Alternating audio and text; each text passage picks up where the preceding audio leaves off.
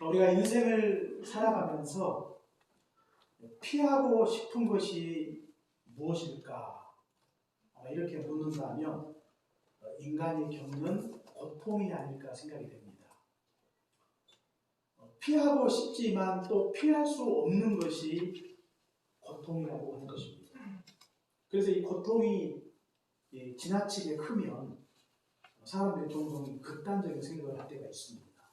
그 고통을 견디지 못하고 그 고통을 감당하지 못하고 그냥 극단적인 선택을 하는 사람들이 많죠. 특히 우리나라가 자살률이 굉장히 높지 않습니까? OECD 국가 중에 평균의 2배가 된다고 해요. 매일 하루에 36명이 목숨을 끊습니다. 우리나라가. 지난 2020년도 통계를 보니까 연간 한 30만 명이 자살해 죽더라고요. 그래서 사망 원인 중에 자살이 5위입니다. 5위. 굉장히 많은 사람들이 죽는데요. 그 자신의 목숨을 끊는 이유가 뭔가 이렇게 보니까 이 남자들하고 여자들하고 좀 달라요. 이 남자들이 목숨을 끊는 그 첫 번째 이유는 이 경제적 고통 때문에 목숨을 끊더라고요. 39%가. 여자들은 뭘 것 같아요? 여자들은 한 51%가 이 정신적 고통 때문에 그 목숨을 끊는다고 이렇게 통계가 있습니다. 정신적 고통. 그러니까 그게 물질의 고통이든 이 정신의 고통이든 아무튼 이 고통이 사람들을 극단적인 선택을 하게 만든다고 하는 것입니다. 성경에도 나와 있지 않습니까? 욥과 같은 경우는 우리가 잘 알고 있는 대로 욥이 겪었던 그 삼중의 고통을 아시죠? 자기가 가진 다 재산을 다 잃고 그리고 자식 다 잃고 또 몸에 병이 들었어요. 인간이 겪을 수 있는 가장 큰 고통 아닙니까? 삼중의 고통. 그런데 그 고통이 얼마나 컸던지 욥도 우리가 욥기 3장에 보시면 욥이 자기 생일을 저주합니다. 생일. 그리고 그가 말하기를 자기 어머니의 태에서 나왔을 때 죽었더라면 그래요.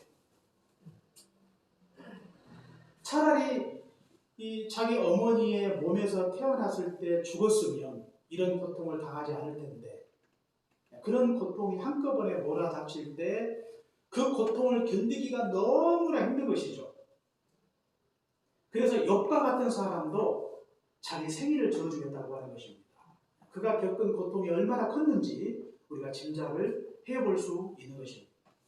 사실 우리도 이 땅에 살면서 이런 고통 가운데 살고 있지 않습니까? 욥이 겪은 이 삼중의 고통, 물질 문제로 우리가 고통을 겪죠. 자식의 문제로 고통을 겪습니다.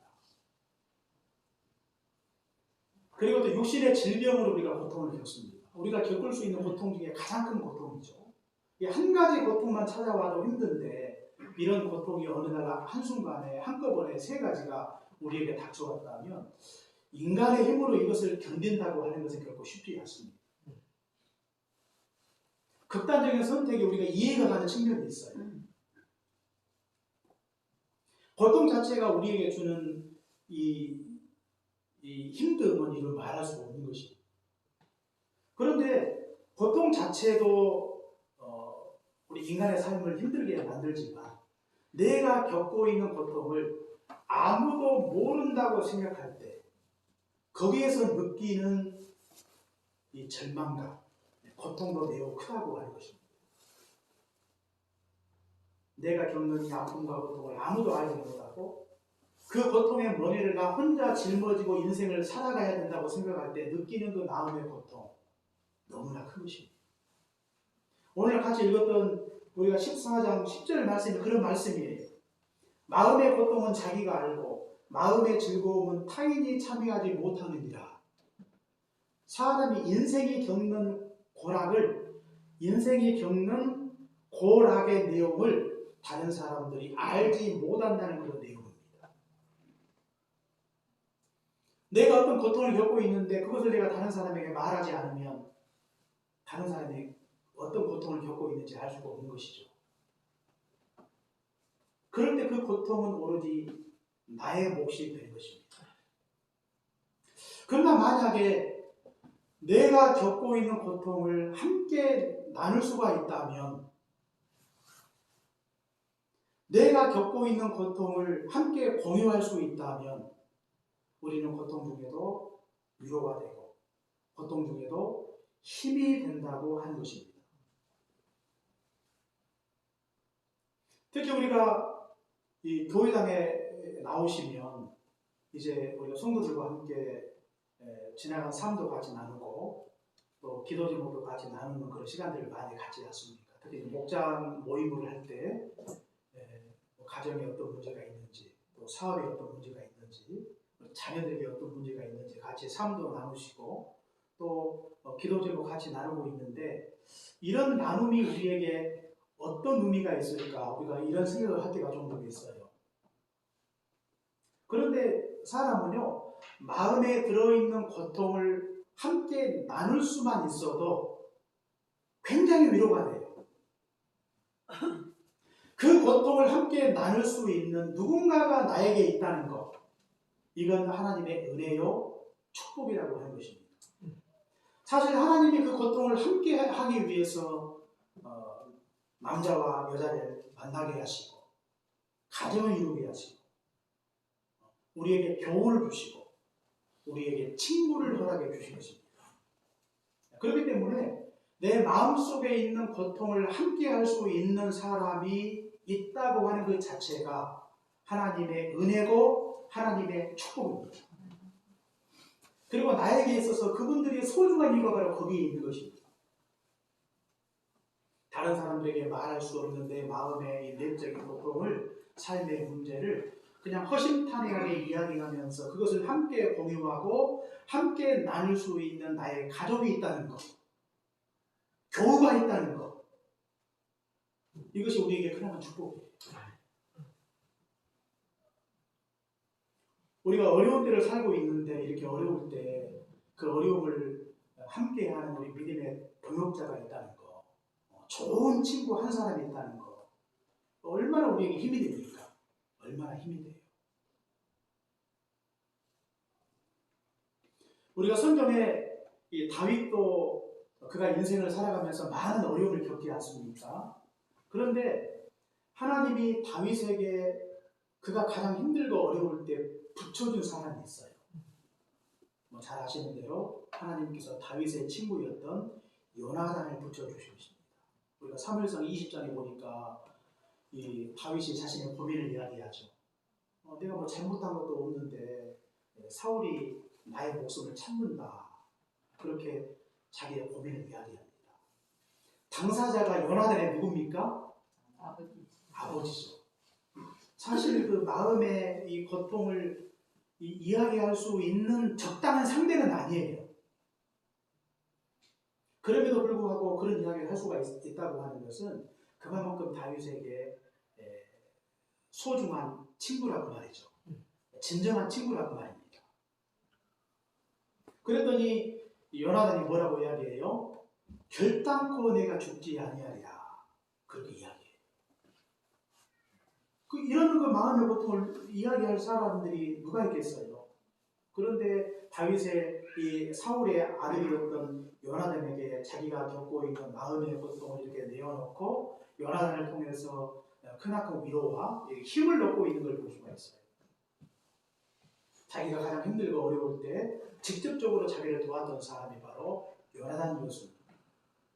하나님께서 우리가 인생을 살아감에 있어서 많은 고통이 있는데 그 고통을 견디고 감당할 수 있도록 하나님께서 우리에게 요소요소에 적당한 사람들을 붙여주시고 그들과 함께 내가 겪고 있는 인생의 이 고통을 함께 공유하면서 그 어려움을 감당할 수 있도록 하나님께서 돕고 계신 것입니다. 그렇기 때문에 나와 가까이 있는 그분들이 나에게 얼마나 소중하고 귀한가.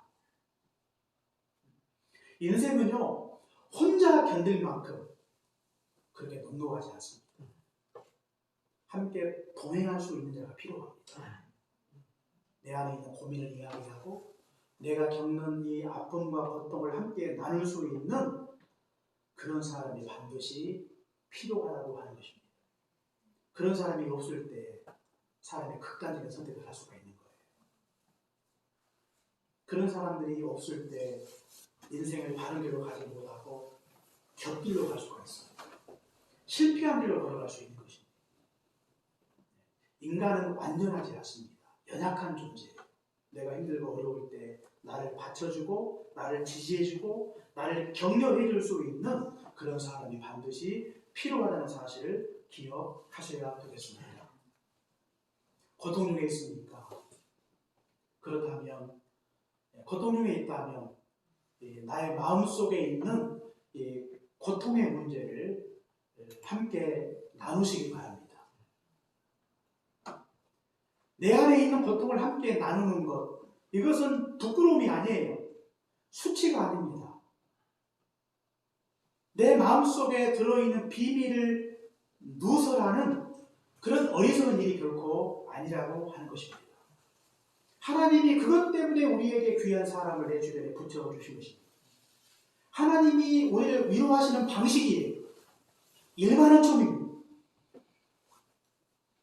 어떤 분은 그냥 하나님과만 직통하려고 하는데 우리가 하나님께로부터 위로받는 것도 중요하지만 가까이 있는 사람에게 내 마음의 이 온통함과 내 마음의 고통을 함께 나누면서 그를 통해 위로받고 격려받는 것, 우리 인간에게 반드시 필요한 것입니다. 남편이 아내를 위로하고 아내가 남편을 위로하고 부모가 자식을 위로하고 자식이 부모를 위로하는 것입니다.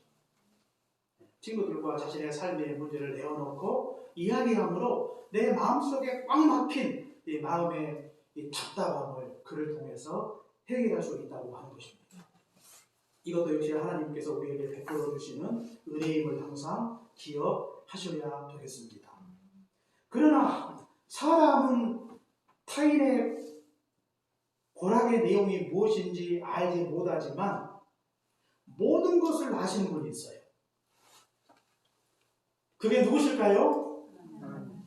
하나님이십니다. 오늘 성경에 보니까 사람은 다른 사람의 고통을 알 수 없다고 했거든요. 그가 무엇 때문에 힘들어하고 있는지, 무엇 때문에 즐거워하고 있는지, 우리가 그 내용 자체를 알지 못하면 알 수 없는 것입니다. 말하지 않으면 알 수 없는 것입니다. 그런데 말하지 않아도 다 아시는 분이 계시는데 그분이 누구신가? 바로 하나님이라고 하는 것입니다. 그러니까 우리는 사람의 위로를 받는 것도 중요하지만 하나님의 위로를 받는 것이 우리에게 더 큰 힘이 되고 더 큰 위로가 되는 것입니다. 우리가 시편 139편에 보니까 하나님은 안고 일어섬을 하시고 우리의 생각을 아시고 행위를 아시고 우리의 말을 아신다 그랬어요. 누가복음 12장에 보니까 하나님은 우리의 머리털까지 다 세신 바 되셨다 그랬거든요. 머리털의 숫자가 보통 한 10만 개 이상이 되는데 그 수를 다 세신 분이 누구라고요? 하나님이십니다. 그러니까 하나님은요 아주 섬세하게 아주 내밀하게 아주 깊이 있게 우리의 모든 것을 아시는 것입니다. 우리는 힘들고 어려울 때 그런 고민을 많이 해요. 내가 겪고 있는 이 아픔을 누가 알까? 아무도 모르고 심지어는 나의 남편도 아내도 모르고 어떤 말할 수 없는 그런 그 안타까운 삶의 문제가 우리에게 닥쳐올 때 자존심 때문에 열등감 때문에 자신의 성격 때문에 다른 사람에게 이 같은 고통을 말하지 못할 때가 많습니다.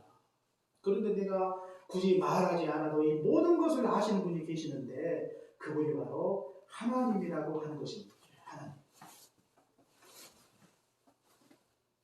하나님이 나의 모든 것을 아신다고 했을 때 그것이 우리에게 두려움이 될 수도 있지만 또 한편으로 하나님이 나의 모든 것을 아심으로 그 자체가 우리에게 힘이 되고 위로가 되는 것입니다. 그러므로 내가 어려움 당할 때 고통 가운데 있을 때 혼자라고 생각하지 마십시오. 내가 어떤 어려움에 처해 있든지 하나님이 나의 모든 것을 아신다는 그런 믿음 가지시기를 주의 이름으로 축원합니다.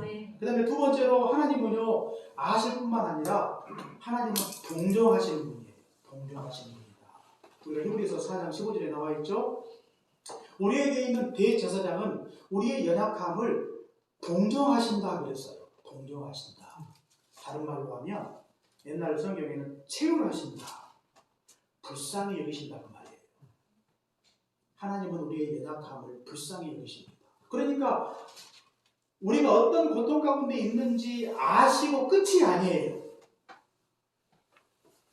우리가 어떤 어려움 가운데 있을 때, 고통 가운데 있을 때 우리의 현실을 아실 뿐만 아니라 아주 깊이 있고 세밀하게 미세한 나의 마음의 감정까지라도 하나님은 모든 것을 아실 뿐만 아니라 내가 어려움에 처해 있을 때 그 고통이 얼마나 큰지 하나님은 안타까운 심정으로 우리를 보시는 것입니다. 동정하시는 거예요. 어떻게 동정하시는가? 우리 주님께서는 모든 시험을 사람과 함께 하셨다 그랬거든요. 예수님이 이 땅에 성육신 하셨어요. 인간의 몸을 입으시고 이 땅에 오신 것입니다. 그래서 예수님은 인간이 겪었던 인간의 고통, 인간의 고뇌, 그리고 인간의 연약함을 직접 경험하신 것입니다. 그렇기 때문에 인간이 겪는 고통이 무엇인지를 경험적으로 아시는 거예요. 그래서 우리가 어떤 이 어려움에 처해 있을 때 이 주님께서 우리가 겪는 그 고통이 얼마나 아프고 힘들고 버겁고 답답한 것인가를 우리 주님께서는 너무나 잘 알고 계신 것입니다.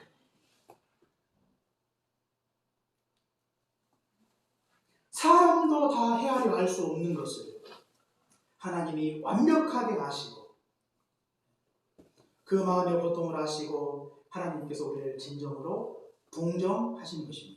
주님이 이 땅에 오신 목적이 우리 인간을 구원하기 위해서 이 땅에 오셨잖아요. 그런데 우리를 이 사망에서 구원하기 위해서 오신 것이 첫 번째 목적이죠. 그런데 주님은 이것만을 위해서 오신 게 아니에요. 우리 인간을 동정하기 위해서, 병든 자를 고치기 위해서, 상처 입은 자를 위로하기 위해서, 힘없는 자를 격려하기 위해서, 이것을 하기 위해서 주님이 이 땅에 오신 것입니다. 그래서 주님이 이 땅에 오셔서 하신 일이 뭐 십자가만 진 게 아니에요. 병자를 만나셨어요. 삶의 문제로 고민하는 많은 영혼들을 직접 만나신 것입니다. 그들의 아픔과 고통을 외면하지 않으셨어요. 그들 가운데 다가가셔서 그 마음의 고통을 만져주신 것입니다. 주님은 이 땅에 오셔서 우리를 구원하시고 연약함 가운데 있을 때, 고통 가운데 있을 때 진정으로 우리를 불쌍히 여기신 분이 바로 주님이라고 하는 것입니다. 뿐만 아니라 주님은요, 고통에서 그 고통을 감당하게 하시고 고통에서 건져주시는 분이라고 이렇게 말씀을 드릴 수가 있어요. 자, 첫 번째 뭐라고 그랬어요? 주님은 우리의 고통을 어떻게 하신다고요? 아신다 그랬고요. 두 번째는 동정하시고, 세 번째는 조금 길어지면 잘 못 읽으신다고요. 세 번째는 뭐라고요? 감당케 하시고 고통에서 건져주신다. 감당케 하신다. 우리가 고린도전서 10장 13절에 나와 있죠. 감당할 수 없는 시험 당함을 허락하지 아니하시고 시험 당할 적에 피하게 되사 너희로 하여금 감당하게 하신다고 이렇게 말씀을 하고 있어요. 그러니까 우리가 이 하나님은 고통의 문제를 다루실 때 하나님이 일반적으로 많이 쓰시는 방법이요, 고통에서 건져내는 게 아니에요. 우리는 고통의 근본을 완전히 깨끗하게 하나님이 해결하시면 좋겠다는 그 갈증이 우리 안에 있어요. 그런데 하나님은요, 그렇게 하지 않습니다.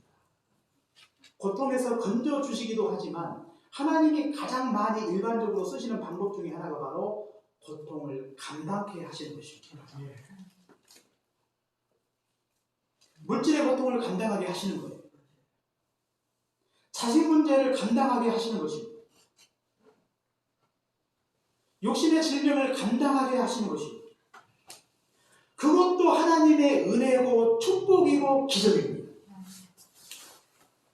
고통의 근본적인 문제를 완전히 해결해 주시는 것도 하나님의 은혜지만 그 고통을 감당할 수 있도록 견디게 하시는 것도 하나님의 은혜고 축복이고 기적입니다.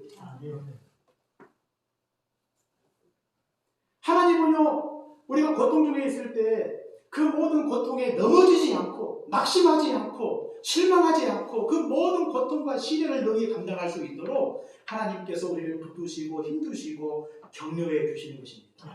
이 모든 것을 견디게 하시는 거예요. 우리의 힘으로 견딘다고 생각지 마세요. 우리의 실력으로 견딘다고 생각지 마세요. 하나님이 견디게 하시는 것입니다.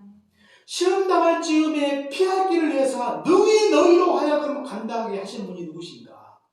바로 하나님이시라고 하는 것입니다.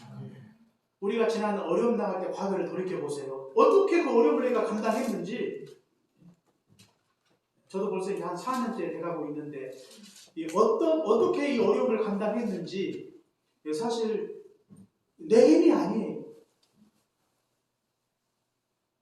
하나님이 그때그때마다 말씀도 주시고 지혜도 주시고 성령의 은혜로 말미암아 그 모든 것을 견디고 감당할 수 있도록 하나님께서 그때그때마다 힘을 주신 것이죠. 그 은혜로 우리가 여기까지 살게 하신 것이죠. 그러나 또 하나님은 우리를 감당하기도 하시지만 또 적절한 때 하나님은 우리를 고통의 자리에서 건져 주십니다. 그것은 하나님의 섭리가 필요해요. 하나님의 때가 있고 방법이 있어요. 이스라엘 백성들이 400년 동안 애굽에서 핍박을 받지 않습니까? 애굽에서 종살이 하고 있었는데 그 고통이 얼마나 컸겠어요. 요셉이 있을 때만 해도 그래도 이 애굽에서 이 푸대접을 받지 않았지만 요셉이 죽고 난 이후에는 이제 이 정치적 환경이 바뀐 거죠. 그 이후에는 이 히브리인들이 많은 고통을 당해요. 애굽에서. 이 일로 인해서 하나님 앞에 부르짖습니다. 그런데 하나님이 당장 응답하지 않아요. 하나님은 400년 동안 이 극심한 시련과 고통을 감당하게 하셨어요. 그리고 비로소 400년이 지난 이후에 하나님이 모세를 부르시고 모세를 애굽으로 보내십니다. 그리고 비로소 그들을 이 애굽의 고통에서 그들을 건져 주신 것입니다. 하나님의 때, 하나님의 방법으로 우리가 겪고 있는 고통의 자리에서 우리를 건져 주실 것입니다. 이것이 바로 하나님의 고통을 다루시는 방식이에요. 우리가 코로나가 지금 3년째 아닙니까? 이 3년 동안 한국교회가 얼마나 기도를 많이 했어요. 그런데 코로나가 물러가지 않아요. 감당하게 하시는 것입니다. 그리고 지금 우리가 잘 감당을 하셨어요. 얼마나 끝까지 잘 견뎠습니까? 많이 힘들었죠. 답답했죠. 어려웠어요. 그럼에도 불구하고 이 모든 것을 견딘 것입니다. 감당케 하신 거예요. 그러나 하나님의 섭리를 따라 때가 되면 이 고통에서 하나님이 우리를 건져 주실 것입니다. 우리가 낙심치 말고 하나님의 때를 기다리십시오. 하나님은 무기력한 하나님이 아니에요. 무능력한 하나님이 아닙니다. 감당케도 하시고 고통에서 건져주시는 탁월한 능력이 하나님께 있는 것입니다. 그리고 그 고통의 자리에서 건져주실 때 하나님이 큰 기쁨을 허락해 주시는 것입니다. 이스라엘 백성들이 포로 생활을 마치고 다시 이스라엘로 돌아올 때 그들이 뭐라고 고백합니까? 우리가 꿈꾸는 것 같았도다 그랬어요. 있을 수 없는 일들이 역사의 현실 속에서 일어나게 된 것입니다. 이스라엘 백성들이 400년 동안 노예로 살다가 그들이 애굽에서 나올 때 하나님이 얼마나 그들을 축복하십니까? 그들은 애굽에서 도망자로 나온 게 아닙니다. 그들은 애굽에서 나올 때 마치 정복자가 된 것처럼 이렇게 당당하게 애굽에서 나오는 걸 볼 수가 있습니다. 애굽의 모든 물품을 마음대로 취하고 모든 걸 다 취하고 어느 누구의 이 방해도 받지 않고 애굽의 문을 활짝 열고 당당하게 수십만의 수백만의 히브리인들이 바로의 학정을 뚫고 애굽에서 나오고 있는 걸 볼 수가 있습니다. 그들의 마음속에 얼마나 기쁨이 컸겠어요. 하나님께서 그들에게 베풀어 주시는 은혜요 축복이라고 하는 것입니다. 지금 우리가 겪고 있는 고통이 크지만 하나님의 때가 임하게 되면 하나님께서 이스라엘 백성들에게 허락하셨던 기적의 역사, 포로에서 풀려나는 기적의 역사를 하나님께서 우리에게도 허락해 주실 것입니다. 이것을 믿고 바라보시고 기대하십시오. 하나님께서 능력으로 이 같은 기적을 우리에게 베풀어 주실 것입니다. 이렇게 하나님이 무력한 하나님이 아니라 능력의 하나님이시라면 우리가 그 능력의 하나님을 바라보고 고통 중에 우리가 해야 될 것이 무엇인가? 우리가 하나님 앞에 기도하는 것입니다. 기도하는 거예요. 히브리서 4장에도 나와 있듯이 너희가 은혜를 받기 위해서 은혜의 보좌 앞에 담대히 나아가라 그랬어요. 야고보서 5장에도 보니까 고난당하는 자가 있는 자 너희는 기도할 것이요. 고난 중에 우리가 고통 중에 해야 될 것이 무엇인가? 그것은 그 고통을 감당하게 하시고 고통에서 건져주시는 그 하나님 앞에 간절히 기도해야 되겠습니다. 지금 우리가 겪는 고통이 무엇입니까? 이 코로나 고통 아니에요? 보니까 코로나로 인해서 우리의 삶이 제한을 받고 관계가 끊어지고 경제도 고통을 당하고 코로나로 인해서 전 세계 인구 중에 보니까 600만 명이 죽었더라고요. 그 유대인들이 이 나치 학살로 인해서 죽은 사람들의 숫자가 600만 명입니까? 그런데 코로나로 인해서 600만 명이 죽었어요. 우리나라가 8,000명 정도 되는데 엄청난 고통이죠. 엄청난 시련이죠. 이 같은 고통이 있을 때 우리가 이를 위해 기도해야 되겠습니다. 코로나가 언제 끝날지 알지 모르지만 우리가 이것을 잘 감당할 수 있도록 믿음 잃지 않고 믿음으로 이 모든 것을 잘 감당할 수 있도록 하나님 앞에 더욱더 간절히 기도해야 되겠습니다. 코로나로 인해서 우리의 신앙이 많이 무너졌어요. 모이지를 못하고 있습니다. 성도의 교제가 많이 끊어졌어요. 봉사와 섬김이 끊어졌습니다. 전도와 선교가 문이 닫혔어요. 심히 더 어려운 때를 우리가 살고 있는 것입니다. 그러므로 우리가 한국교회가 우리 해민교회가 회복되고 무너진 성벽이 다시금 수축이 되고 우리의 무너진 신앙이 다시금 세워질 수 있도록 우리가 하나님 앞에 고통 중에 더욱더 간절히 기도해야 되겠습니다. 뿐만 아니라 요셉이 이 욥이 겪었던 삼중의 고통 우리가 이것을 위해 우리가 하나님 앞에 기도해야 되겠습니다. 물질 문제로 고통당하는 우리 성도님들이 계신 줄 압니다. 육신의 질병으로 고통 가운데 있고 자식의 문제로 고통 가운데 있는 분들이 있는 줄 알아요. 우리가 이 문제를 놓고 고통을 감당하게 하시고 고통에서 건져주시는 하나님 앞에 간절히 기도하십시오. 한나가 마음이 괴로워서 여호와의 전을 찾아 하나님 앞에 기도하고 있는 걸 볼 수가 있는데 우리가 고통의 순간에 우리가 있어야 될 삶의 자리가 어디입니까? 바로 기도의 자리라고 하는 것입니다. 고통이 닥쳐오면 사람들의 신앙이 많이 무너져요. 하나님을 등져요. 하나님을 떠나게 되는 것입니다. 고통은 하나님을 멀리하자는 그런 사인이 아니라 고통은 하나님을 더욱더 가까이 하라는 하나님의 사인을 하시고 고통 중에 하나님 앞에 부르짖어 기도하십시오. 하나님이 우리의 기도를 들으시고 그 고통을 능히 넉넉하게 감당할 수 있도록 하나님께서 도와주실 것입니다. 고통에서 건져주실 것입니다. 이 같은 놀라운 역사가 우리 가운데 있기를 주의 이름으로 축원합니다. 기도하겠습니다. 사랑해 주님 감사합니다. 마음의 고통이 크지만 우리가 다른 사람들에게 부끄러워서 말하지 못할 때가 많이 있사오니 하나님 아버지 마음을 열고 내 마음속에 있는 내 삶의 고통을 가족과 함께 나누게 하시고 교우들과 친구들과 함께 나누게 도와주셔서 그 고통을 감당하게 하옵소서. 하나님이 나에게 붙여주신 사람은 우리가 이 땅에서 나그네 길을 살아갈 때 험한 인생을 살아갈 때 고통을 함께 나누라고 붙여주신 영적 연하라님을 항상 기억하고 그들과 함께 깊이 공유하는 자로 살게 하시고 나의 모든 고통을 아시고 나를 진정으로 동정하시고 고통에서 건져주시고 감당케 하시는 우리 주님 앞에 간절히 기도하게 하셔서 우리가 고통 앞에 좌절하거나 절망하지 말게 하시고 능히 넉넉하게 감당함으로 승리하는 그런 복된 인생 살아갈 수 있도록 은혜로 함께하여 주옵소서. 지난 3년 동안 코로나를 잘 견디게 도와주신 거 감사합니다. 감당할 수 있도록 도우셔서 감사합니다. 이제 올 금년에는 하나님께서 이 고통의 멍에를 벗겨 주옵소서. 고통에서 건져주시고 자유롭게 평범한 일상이 회복되고 자유롭게 하나님을 예배할 수 있도록 은혜를 주옵소서. 무너진 우리의 신앙이 회복되길 원합니다. 무너진 우리 해미교회의 영성이 회복되기를 원합니다. 한국교회가 회복되기를 원합니다. 하나님께서 복내려 주옵소서. 예수님 이름으로 기도합니다. 아멘.